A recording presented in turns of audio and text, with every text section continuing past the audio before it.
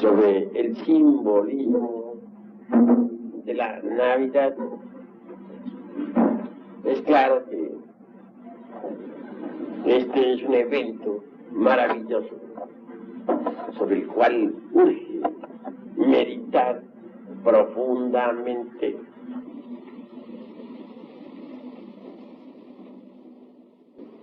El sol cada año realiza un viaje elíptico que comienza desde el 25 de diciembre en adelante.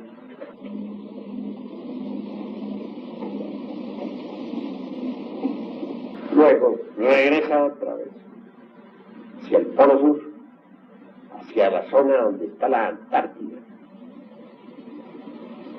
Por eso, precisamente,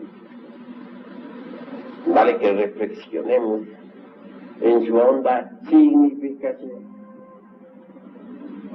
Por estos tiempos comienza el frío aquí en el norte, debido precisamente a que el sol se está alejando hacia las regiones australes. Y el 24 de diciembre el sol habrá llegado al máximo en su viaje hacia el sur.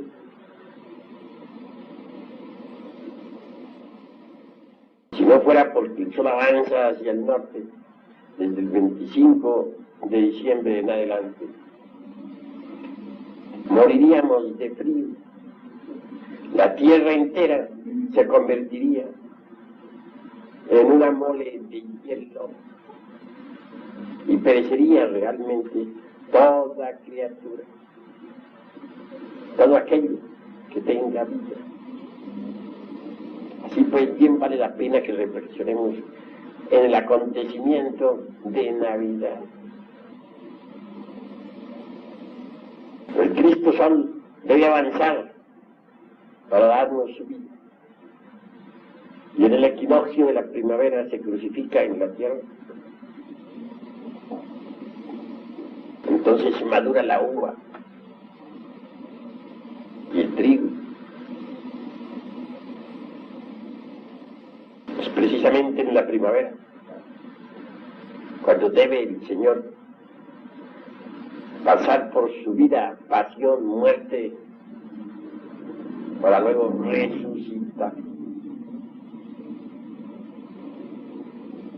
La Semana Santa es en primavera. El sol físico no es más que un símbolo del sol espiritual, del Cristo Sol. Cuando los antiguos adoraban al sol, cuando le rendían culto, no se referían propiamente al sol físico, no. Se le rendía culto al sol espiritual, al sol de la medianoche, al Cristo Sol. Incuestionablemente es el Cristo Sol quien debe guiarnos en los mundos superiores de conciencia cósmica. Todo místico que aprende a funcionar fuera del cuerpo físico a voluntad es guiado por el sol de la medianoche, por el Cristo cósmico. Es necesario aprender a conocer los movimientos simbólicos del sol de la medianoche. Él es quien guía siempre al iniciado. Él es quien nos orienta. Él es quien nos indica lo que debemos y no debemos hacer. Estoy hablando, pues, en el sentido esotérico más profundo, teniendo en cuenta que todo iniciado sabe salir del cuerpo físico a voluntad, que eso de no saber salir a voluntad, eso es propio de principiantes o de gentes que hasta ahora están dando los primeros pasos en estos estudios. Desde que uno pues está en la senda tiene que saber guiarse por el sol de la medianoche, por el Cristo Sol. Aprender a conocer sus señales, sus movimientos. Si uno lo ve, por ejemplo, hundirse allá en el ocaso, ¿qué nos está indicando? Sencillamente que algo debe morir en nosotros. Si uno lo ve surgir por el oriente, ¿qué nos dice eso? Que algo debe nacer en nosotros. Cuando salimos bien en las pruebas esotéricas, Él brilla en toda su plenitud en el horizonte. El Señor nos orienta en los mundos superiores. Y uno tiene que aprender, pues, a conocer en sus señales.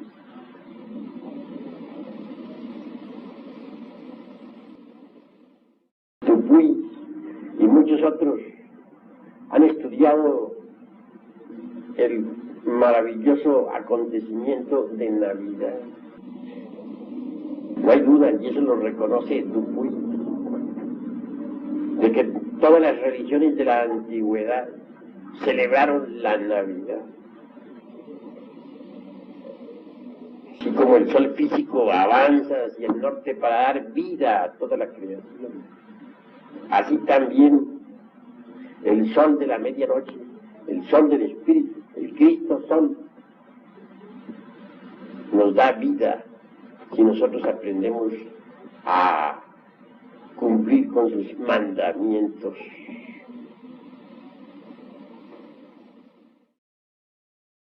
En las Sagradas Escrituras, obviamente, se habla del acontecimiento solar y hay que saberlo entender entre líneas. Cada año se vive en el macrocosmos todo el drama cósmico del Sol. Cada año, repito. Téngase en cuenta que el Cristo Sol debe crucificarse cada año en el mundo, vivir todo su drama de la vida, pasión, muerte, para luego resucitar en todo lo que es, ha sido y será, es decir, en todo lo creado. Así es como todos recibimos la vida del Cristo Sol. También es cierto que cada año el Sol al alejarse por las regiones australes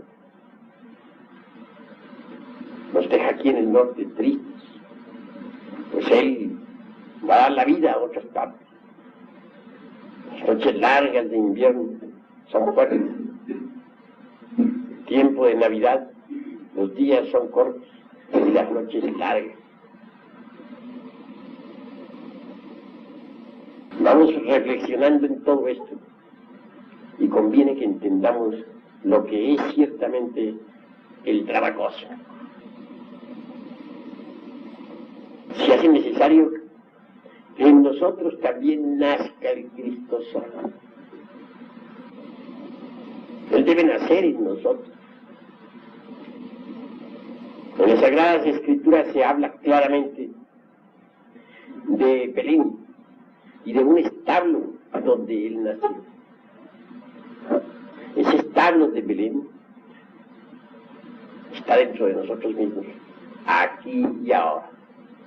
Precisamente en este establo interior moran los animales del deseo, todos esos yoes pasionarios que cargamos en nuestras psiquis.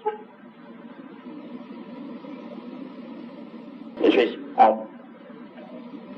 Belén mismo es un nombre esotérico. En tiempos en que el gran Kabir Jesús vino al mundo, la aldea de Belén no existía.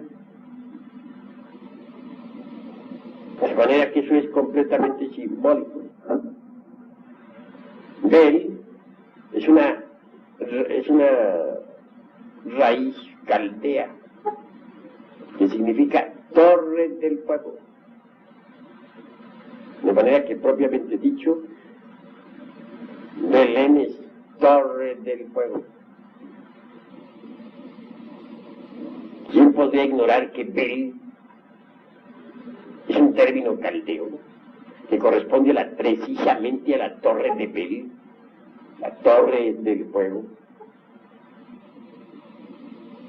Sí, pues Belén es simbólico, completamente.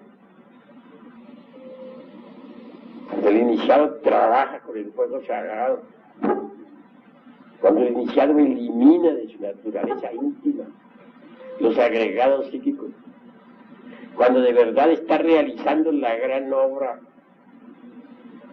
indubitablemente ha de pasar por la iniciación venusta.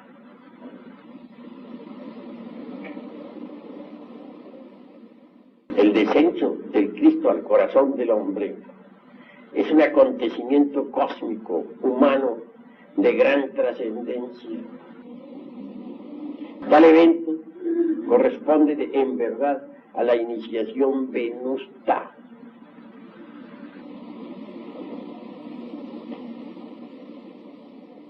Desafortunadamente, no se ha entendido realmente lo que es el Cristo. Muchos suponen que el Cristo exclusivamente fue Jesús de Nazaret, y están equivocados. Jesús de Nazaret como hombre, o mejor dijéramos, Yeshua ben Pandirá, como hombre, recibió la iniciación venusta, lo encarnó. Mas él no es el único que haya recibido tal iniciación. Hermes Trismegisto, el 3 veces grande Dios Ibis de todos, también lo encarnó. Juan el Bautista, a quien muchos consideraban como el Cristo, el ungido, incuestionablemente recibió la iniciación venusta, lo encarnó. Los gnósticos bautistas aseguraban que en la Tierra Santa que el verdadero Mesías era Juan y que Jesús era tan solo un iniciado que había querido seguir a Juan. Habían por esos días disputas entre los bautistas y los gnósticos esenios y otros. Así pues que debemos entender al Cristo como es, no como una persona, no como un sujeto. El Cristo está más allá de la personalidad, del yo y de la individualidad. El Cristo en esoterismo auténtico es el Logos solar, representado por el sol. Ahora comprenderemos por qué los incas adoraban al sol, los náhuatl le rendían culto al sol, los mayas lo mismo, los egipcios idénticamente, etc. No se trata de la adoración a un sol físico, no, sino a lo que se oculta tras de ese símbolo físico.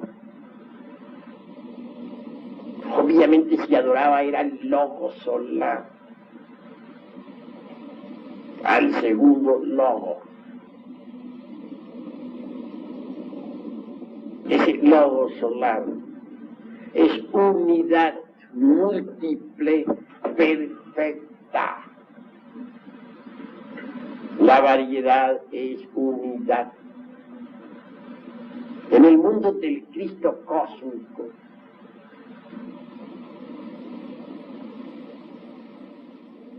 la individualidad separada no existe.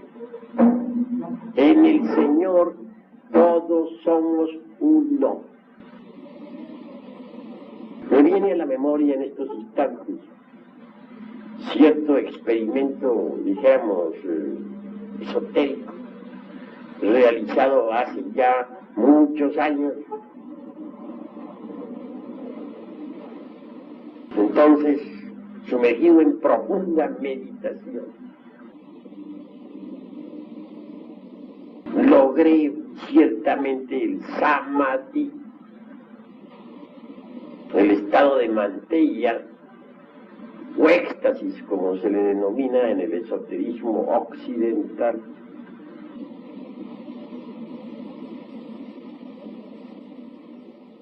Deseaba yo por aquella época saber algo sobre el bautismo de Jesús el Cristo. Pues bien sabemos que Juan le bautizó. Fue profunda el estado de abstracción. Logré el perfecto dharana, o sea, concentración, el dhyana, dhyani, meditación, y al fin conseguí el samadhi. Yo me atrevería a decir que fue un mahasamadhi, porque abandoné perfectamente los cuerpos físicos, astral, mental, causal, búdico y hasta el átmico. Conseguí pues retrotraer mi conciencia en forma íntegra hacia el logos.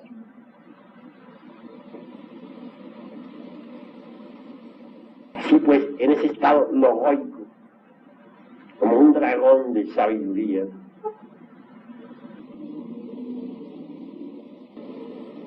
hice la correspondiente investigación. De inmediato me vi en la Tierra Santa, dentro de un templo. Pero cosa extraordinaria, me vi a mí mismo convertido en Juan el Bautista, con una vestidura sagrada. Vi cuando a Jesús lo traían con su vestidura blanca, su túnica blanca. Dirigiéndome a él, le dije: Jesús, desvístete de tu túnica, de tu vestidura, porque voy a bautizar. Pues saqué de entre un recipiente un poco de aceite de ese de olivos, le conduje al interior del santuario, lo ungí con aceite, le eché agua, recité los mantras o ritos. Posteriormente ya el maestro se sentó en su silla aparte. Yo guardé todo nuevamente, lo puse en su lugar y di por terminada la ceremonia. Pero yo me vi a mí mismo convertido en Juan. Claro, una vez pasado el éxtasis, Shabbat, me dije: ¿cómo va a ser posible que yo sea Juan el Bautista? Ni remotamente, yo no soy Juan el Bautista. Me quedé bastante perplejo. Dije: voy a hacer ahora otra concentración, pero ahora no me voy a concentrar en Juan, voy a concentrarme en Jesús de Nazaret. Entonces escogí como motivo de la concentración al gran maestro Jesús. El trabajo fue largo, dispendioso. La concentración se fue haciendo cada vez más profunda. Pronto pasé del dharana, concentración, al dhyani, meditación. Y del dhyani pasé posteriormente al samadhi, o sea, al éxtasis. Un nuevo esfuerzo supremo me permitió desvestirme de los cuerpos físico, astral, mental, causal, búdico, átmico, hasta retrotraer mi conciencia, absorberla en el mundo del logos solar. Y en tal estado, queriendo saber sobre el Cristo, Jesús,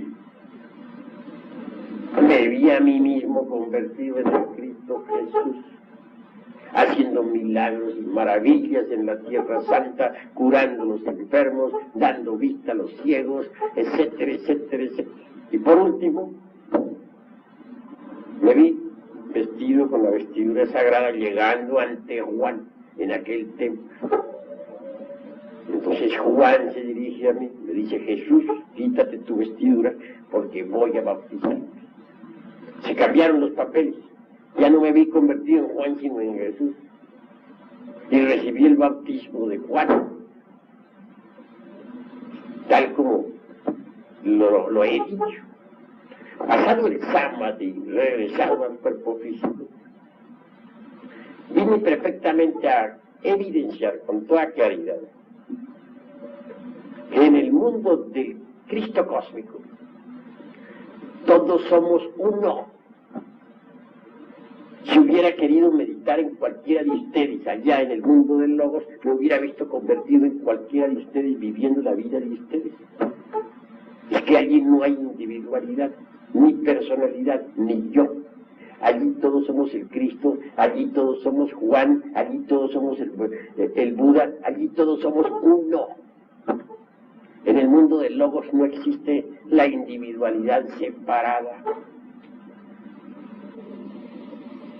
El Logos es unidad múltiple perfecta. Es una energía que bulle y palpita en todo lo creado, que subyace en el fondo de todo átomo, de todo electrón, de todo protón.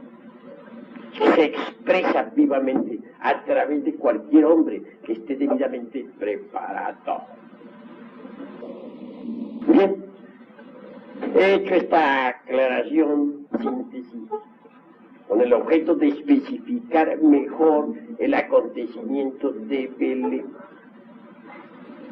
Cuando un hombre está debidamente preparado, pasa por la iniciación venusta, pero debe estar debidamente preparado, claro.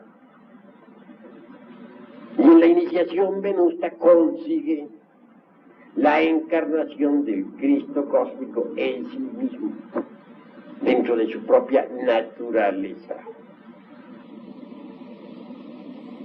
Inútilmente habría nacido Jesús en Belén si no naciera en nuestro corazón también. Inútilmente habría muerto y resucitado en la Tierra Santa si no muere y resucita en nosotros también. Esa es la naturaleza del Salvator salvatus. El Cristo íntimo debe salvarnos, pero salvarnos desde adentro, a todos nosotros. Quienes aguardan la venida de Jesús de Nazaret para un remoto futuro están equivocados. El Cristo debe venir ahora desde adentro. La segunda venida del Señor es desde adentro, desde el fondo mismo de la conciencia. Por eso está escrito lo que Él dijo. Si oyereis que a alguien diciendo en la plaza pública está el Cristo, no creáis. Y si os dijeren está allí en el templo predicando, no creáis. Porque es que el Señor no vendrá esta vez desde afuera, sino desde adentro. Vendrá desde el fondo mismo de nuestro corazón, si nosotros nos preparamos. Pablo lo aclara diciendo: de su virtud tomamos todos gracia por gracia. Entonces, hay documentación. Si uno se estudia cuidadosamente a Pablo de Tarso, veremos que rara vez alude él al Cristo histórico. Cada vez que Pablo de Tarso habla sobre Jesucristo, se refiere al Jesucristo interior, al Jesucristo íntimo, que debe surgir desde el fondo de nuestro espíritu, de nuestra alma. En tanto un hombre no lo haya encarnado, no puede decirse que posee la vida eterna. Solo Él puede sacar a nuestra alma del Hades. Solo Él puede verdaderamente darnos vida y dárnosla en abundancia. Sí, pues debemos ser menos dogmáticos y aprender a pensar en el Cristo íntimo. Eso es grandioso. Todo el simbolismo relacionado con el nacimiento de Jesús es alquimista y cabalista. Se dice que 3 reyes magos vinieron a adorarle, guiados por una estrella. Ese pedazo no se podría entender francamente si no se supiera alquimia, porque es alquimista. ¿Cuál es esa estrella? ¿Cuáles son esos reyes magos? Yo les digo a ustedes que esa estrella no es otra que la del sello de Salomón, la estrella de 6 puntas, símbolo del logos solar. Obviamente el triángulo superior representa a qué? Representa el azufre, es decir, el fuego. ¿Y el inferior qué representa en alquimia? El mercurio, el agua. Pero ¿a qué clase de agua se refieren los alquimistas? Dicen ellos, al agua que no moja, al húmedo radical metálico.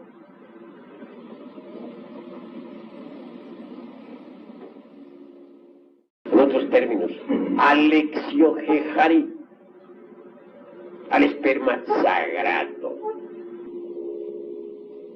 Indubitablemente mediante la transmutación de las secreciones sexuales se elabora esa agua extraordinaria.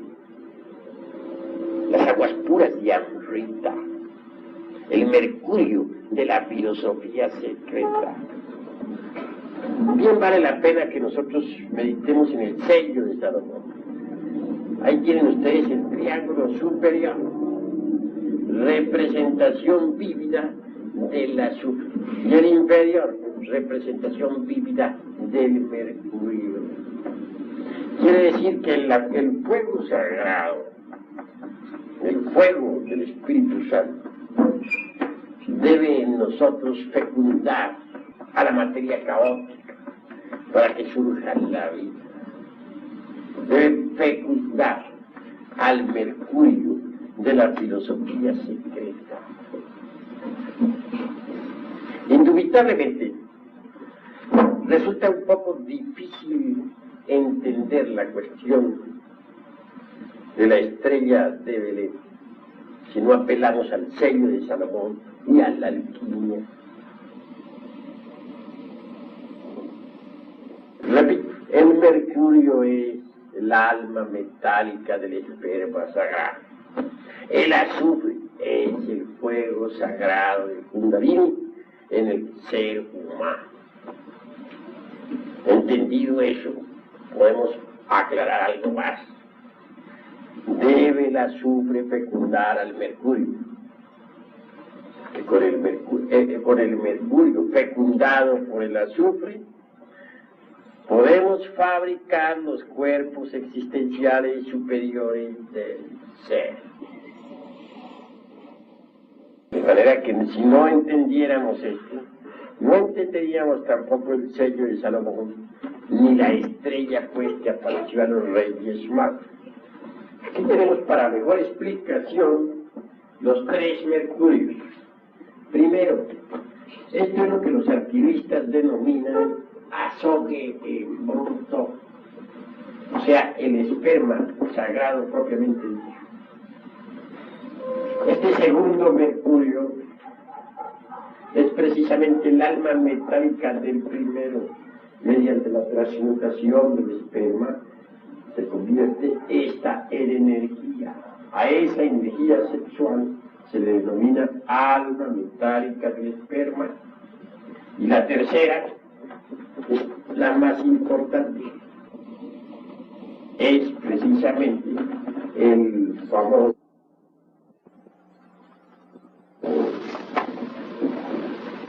un poco complicadito y difícil de entender, pero si ustedes ponen atención podrán siquiera forjarse una idea. Me piden que les explique lo que es la Navidad y tengo que explicarla como es o no explicarla. Incuestionablemente, lo primero que tenemos es el asombro bruto, el esperma sagrado. Segundo, la energía sexual, resultado de la transmutación del esperma. Tercero, el mercurio, o sea, el mercurio fecundado por el azufre, o en otros términos, la energía sexual ya fecundada por el fuego sagrado.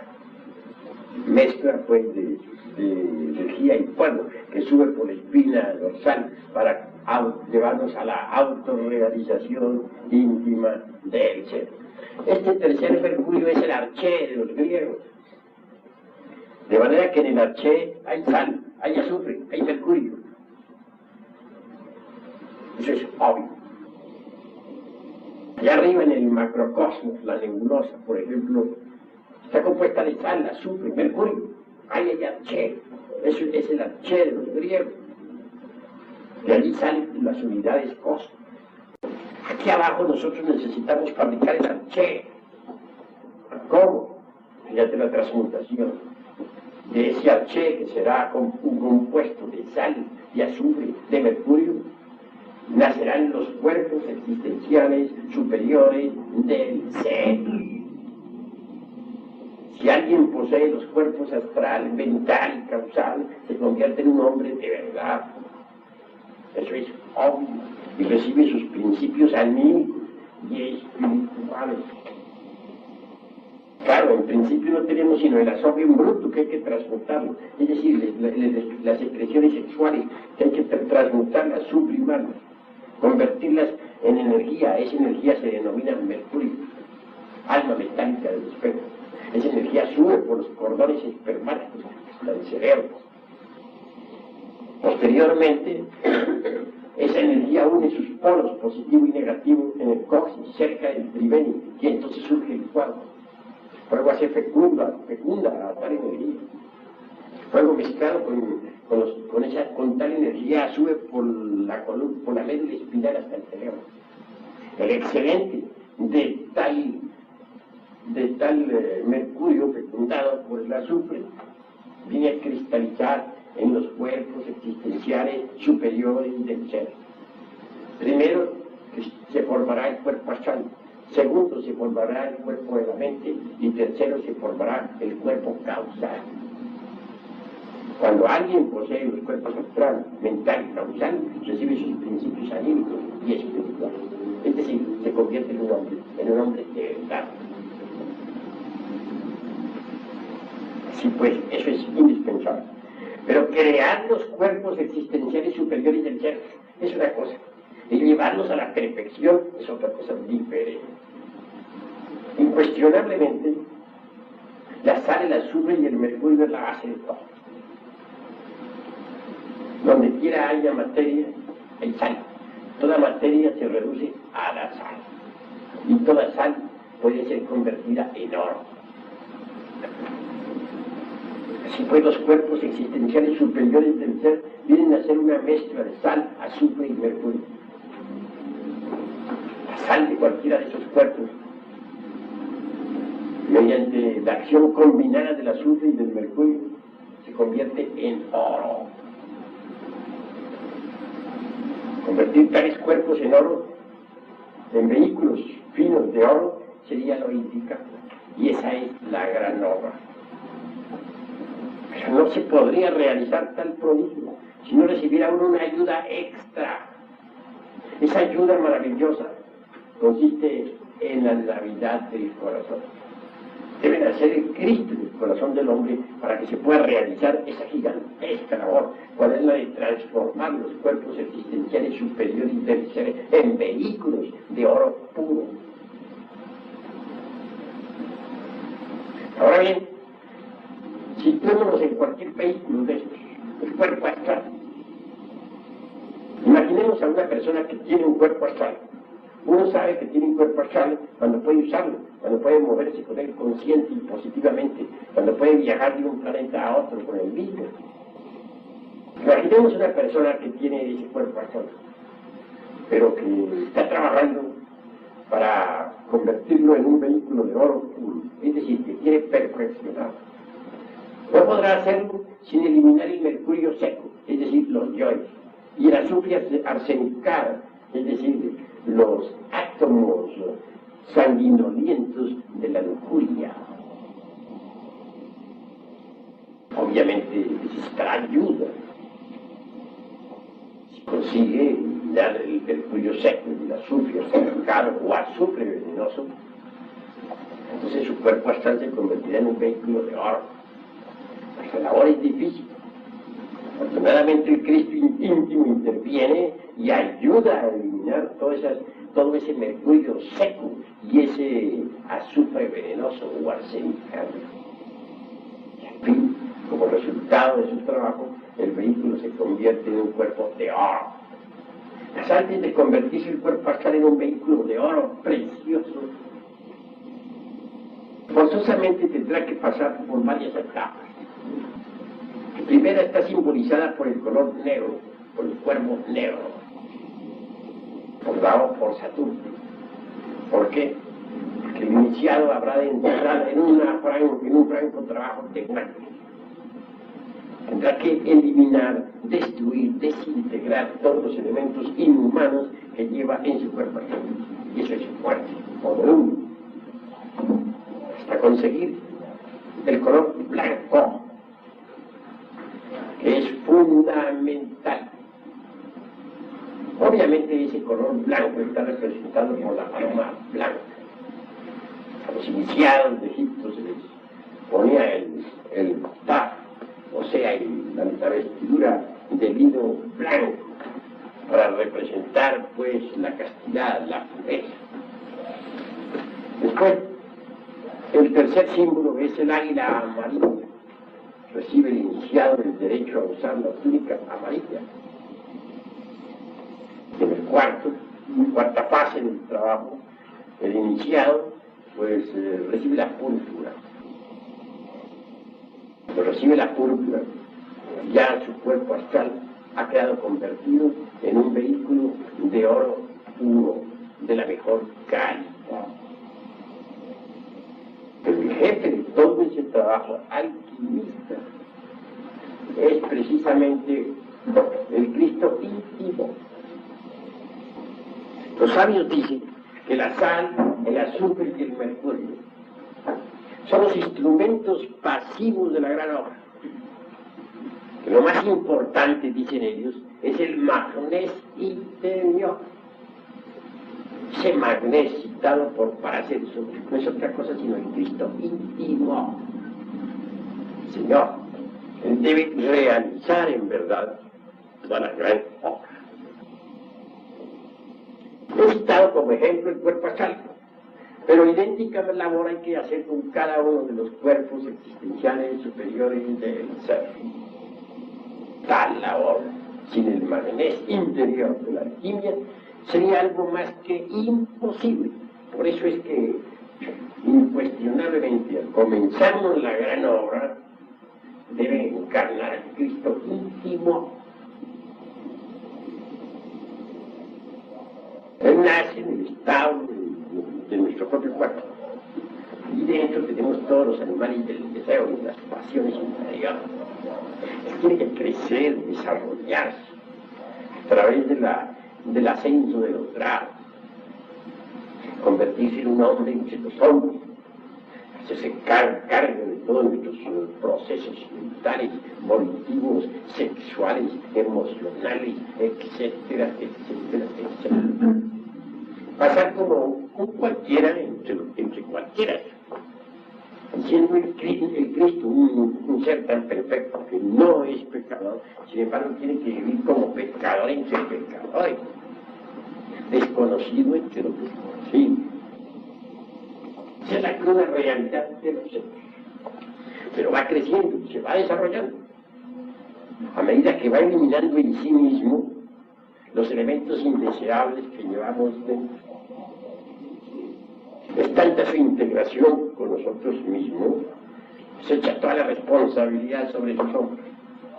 Se ha convertido en un pecador como nosotros, siendo que él no es pecador. Sintiendo en carne y hueso las tentaciones, viviendo como cualquiera. Y así poco a poco, a medida que va eliminando los elementos indeseables de nuestro servicio, no como algo ajeno, sino como propio de él,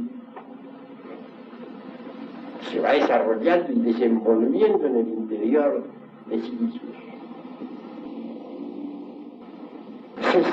Eso es precisamente lo maravilloso. Si no fuera así, sería imposible pues realizar la gran obra. Es el que tiene que eliminar todo ese mercurio seco y todo ese azufre venenoso para que los cuerpos existenciales y superiores del ser puedan convertirse en vehículos de oro puro, oro de la mejor calidad. Claro está. Los tres reyes magos que vinieron a adorar al niño representan los colores de la gran obra. El primer color es el negro. Cuando estamos perfeccionando un cuerpo, repito, está simbolizado eso con el cuerpo negro de la muerte. Es la obra de Saturno,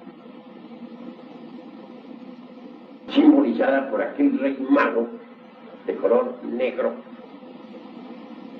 Entonces estamos pasando por una muerte, la muerte de todos nuestros deseos y pasiones, etcétera, etcétera, en el mundo astral. La paloma blanca sigue después. Es decir, el momento en que ya habiendo desintegrado todos los yoes del mundo astral, tenemos el derecho a usar la túnica de lino blanco, la túnica del Ptah egipcio, o la túnica de Isis. Claro, está representada, como dije, por la paloma blanca. Es el segundo de los reyes, el rey blanco. Se ha avanzado mucho hacia la perfección del cuerpo, parecería el cuerpo, el color amarillo, en el mismo, y el derecho a usar la túnica amarilla. Es entonces cuando aparece el águila amarilla. Esto nos recuerda al tercero de los reyes magos, el de raza amarilla. Por último, la corona de la obra es la púrpura. Cuando un cuerpo, sea el astral, el mental, el causal, etc., ya es de oro puro, se recibe la púrpura de los reyes, porque se ha triunfado. Es la púrpura que todos los tres reyes magos, como reyes, llevan sobre sus ojos. De manera que ahí ven ustedes que los tres reyes magos no son, como muchos creen, tres personas. No, señor. Son los colores fundamentales de la gran obra. Y el Jesucristo es íntimo y diadema. Jesús en hebreo es Yeshua, y Yeshua es Salvador.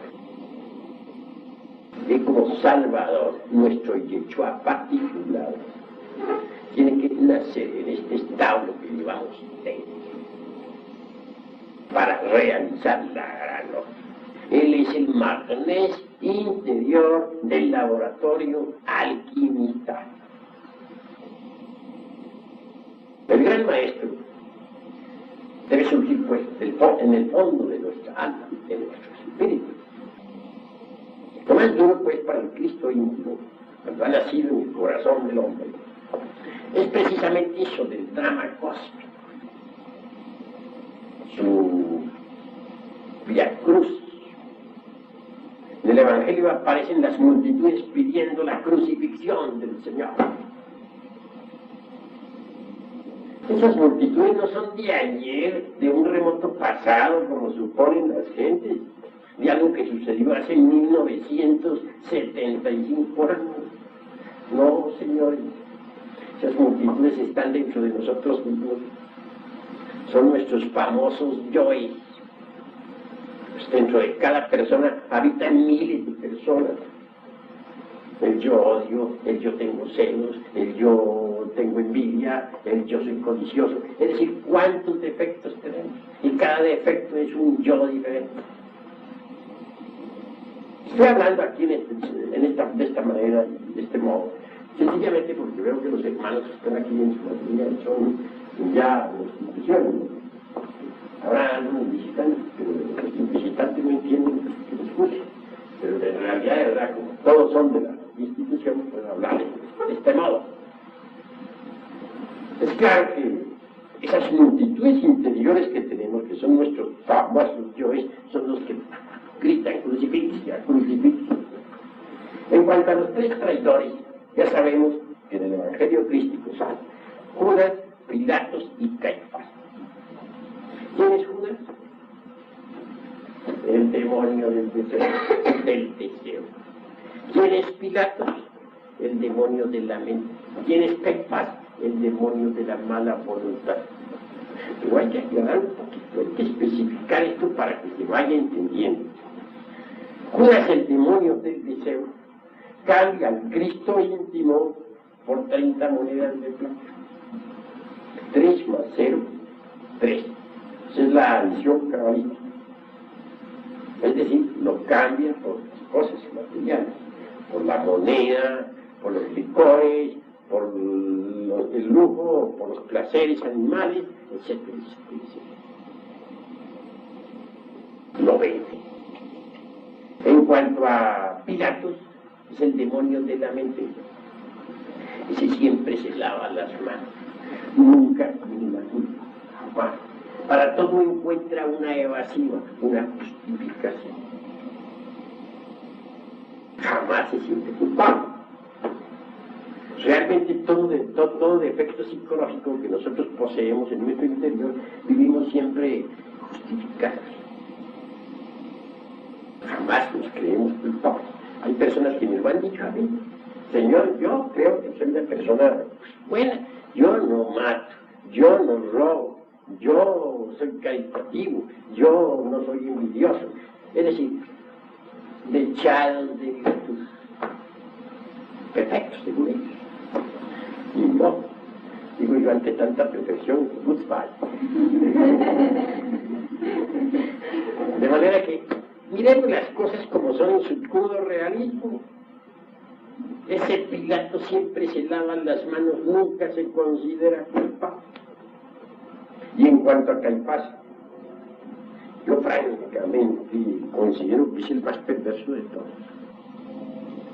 Piensen ustedes en lo que es Caifás. Cristo íntimo nombra muchas veces a un sacerdote, a un maestro, a un iniciado, para que guíe a sus ovejas, para que las apaciente. Le entregue el mando y lo pone al frente de la congregación. Y el tal sacerdote, o el tal maestro, etcétera, o iniciado, en vez de guiar a su pueblo sabiamente, vende los sacramentos, prostituye el altar, fornica con las devotas, etcétera, etcétera, etcétera. Conclusión: atraiciona al Cristo. Eso hace Caifás. Doloroso eso, ¿verdad? Horrible, es una traición de lo más sucia que hay. Y no hay duda, son muchas las religiones que en el mundo se han prostituido. Son muchos los sacerdotes que han traicionado al Cristo. No me refiero a tal o cual secta, no. Todas las religiones del mundo. Inclusive, pues, grupos esotéricos dirigidos por verdaderos iniciados. Sino estos iniciados muchas veces traidores, han traicionado al Cristo y todo es doloroso, infinitamente doloroso. Caifás, pues, es de lo más sucio que hay. Estos tres traidores llevan al Cristo íntimo, pues, suplicio. Piensen por un momento al Cristo íntimo en el fondo de cada uno de ustedes, al dueño de todos sus procesos mentales y emocionales, luchando por salvarlo a cualquiera de ustedes, sufriendo horriblemente sus propios yoes de ustedes, protestando contra él, blasfemando, poniéndole la corona de espinas, azotándolo? Bueno, esa es la cruda realidad de los hechos, el drama cósmico vivido internamente. Al fin el Señor tiene íntimo subir al Calvario, eso es obvio. Y baja al sepulcro. Con su muerte mata a la muerte. Es lo último que él hace. Posteriormente resucita en el iniciado y el iniciado resucita en él. Entonces, la gran obra se ha realizado. Consumatum est.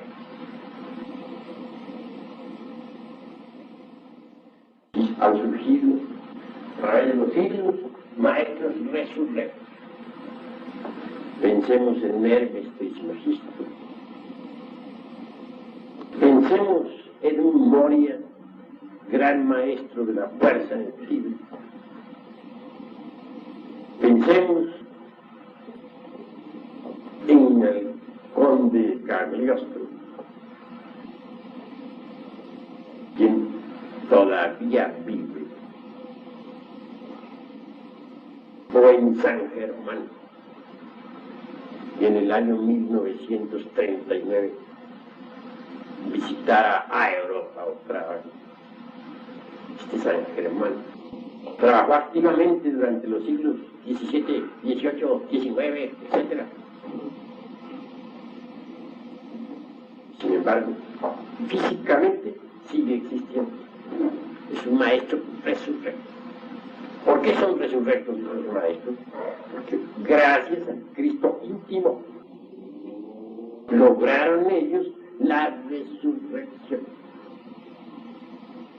De manera que sin el Cristo íntimo, la resurrección no sería posible. Aquellos que suponen que por el solo hecho de morirse físicamente una persona ya tiene derecho a la resurrección de los muertos, pues son en verdad gentes dignas de compasión. No solamente ignoran, hablando esta vez en el estilo socrático, sino que lo que es peor, ignoran que ignoran. La resurrección es algo que hay que trabajarla, y trabajarla aquí y ahora, y hay que resucitar así, en carne y hueso, y a lo vivo. La inmortalidad hay que conseguirla ahora mismo, personalmente. Esa es la forma como se debe considerar, pues, el misterio crístico. Todo el drama cósmico en sí mismo es extraordinario, maravilloso. Y se inicia en verdad con la Navidad del corazón.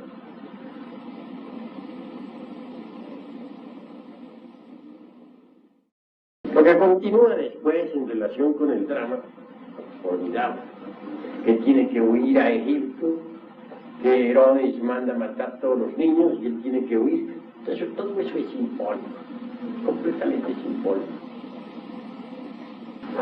Se dice que Jesús, que José, que María, por ahí en un evangelio apócrifo, hubieron de huir a Egipto y que entonces permanecieron varios días viviendo debajo de una higuera. Esa higuera, de esa higuera salía un manantial de agua purísima. Pues hay que entender. La higuera representa siempre al sexo. Que se alimentaban de los frutos de esa higuera. Son de los frutos del árbol, de la ciencia, del bien y del mal. El agua que corría purísima, que salía de esa higuera, es nada menos que el mercurio de la filosofía secreta. Hasta el degollamiento de los inocentes, mucho se ha escrito sobre eso. Nicolás Flamel dejó grabado, pues, en las puertas allá del cementerio de París, dramas, o digo escenas, sobre el degollamiento de los inocentes. ¿Pero qué es esto del degollamiento de los inocentes? Simbólico también y alquimista. Todo iniciado tiene que pasar por el degollamiento. ¿Pero qué es lo que tiene que degollar en uno el Cristo íntimo? Pues sencillamente deben degollar el ego, el yo, el sí mismo. Y la sangre esa que emana pues del degollamiento es el fuego. Es el fuego sagrado por el que tiene el iniciado que purificarse, limpiarse, blanquear. Todo eso es esotérico en gran manera. Nada de eso se puede tomar a la letra muerta. Luego vienen los fenómenos milagrosos del gran maestro, que caminaba sobre las aguas y sobre las aguas de la vida. Tiene que caminar siempre el Cristo íntimo. Abrir la vista de los que no ven, indicando las palabras para que vean la luz. Abrirle los oídos a los que no quieren oír. Escuchen la palabra. Cuando el Señor ha crecido en el iniciado, tiene que tomar la palabra y explicarle a otros lo que es el camino. Limpiar a los leprosos. Todo el mundo está leproso. Todo el mundo, no hay nadie que no esté leproso. Esa lepra es el ego, el yo pluralizado. Esa es la epidemia que todo el mundo lleva dentro, la lepra, de la cual debemos ser limpios. Todos están paralíticos, no caminan todavía por la senda de la autorrealización. Que el Hijo del Hombre debe, pues, sanar a los paralíticos para que estos se echen a andar rumbo hacia la montaña del ser. Hay que entender el Evangelio en una forma más íntima, más profunda. Eso no corresponde a un remoto pasado. Eso es para vivirlo dentro de nosotros mismos, aquí y ahora. Si nosotros vamos empezando a madurar un poquito, sabremos apreciar mejor el mensaje que el gran Javier Jesús trajo a la tierra. En todo caso, necesitamos pasar por 3 purificaciones a base de hierro y fuego. Los 3 clavos de la cruz significa eso. Y la palabra INRI dice demasiado. Sabemos que INRI esotéricamente es el fuego. Necesitamos pasar por las 3 purificaciones a base de hierro y fuego antes de conseguir la resurrección. De lo contrario, no sería posible lograr la resurrección.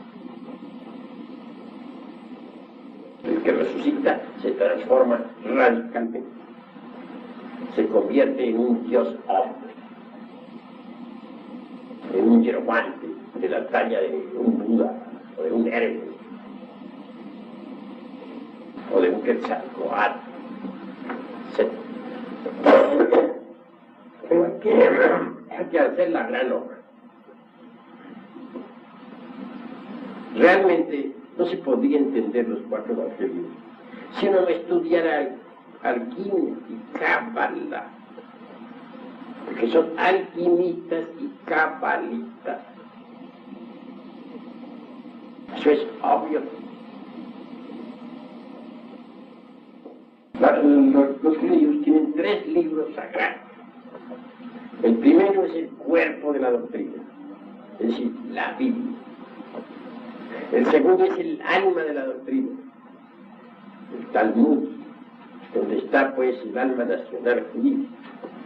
Y el tercero es el espíritu de la doctrina, el Zohar, donde está toda la cábala de los rabinos. La Biblia, el cuerpo de la doctrina, está en clave. Si queremos nosotros estudiar Biblia compaginando versículos, procedemos en forma ignorante, empírica y absurda. Prueba de eso es que todas las sectas muertas que se han nutrido hasta la fecha actual con la Biblia interpretada en forma empírica, no han podido ponerse de acuerdo. Si existen miles de sectas basadas en la Biblia, quiere decir que ninguno las ha comprendido. Las claves para la interpretación del primer texto son en el tercer libro, que es en el del Zohar, escrito por Simeón Ben Hochai, el gran rabino iluminado. Hallamos las claves para interpretar la Biblia. De todo es necesario abrir pues el Zohar. Si queremos saber algo sobre el Cristo, sobre el Hijo del Hombre, debemos estudiar el árbol de la vida. ¿Cómo podríamos saber algo sobre el Hijo del Hombre si no estudiamos el árbol de la vida en el Zohar? Eso no es posible. Cuando uno estudia el árbol de la vida, tiene que ahondar en los 10 epilotes de la Cábala hebrea.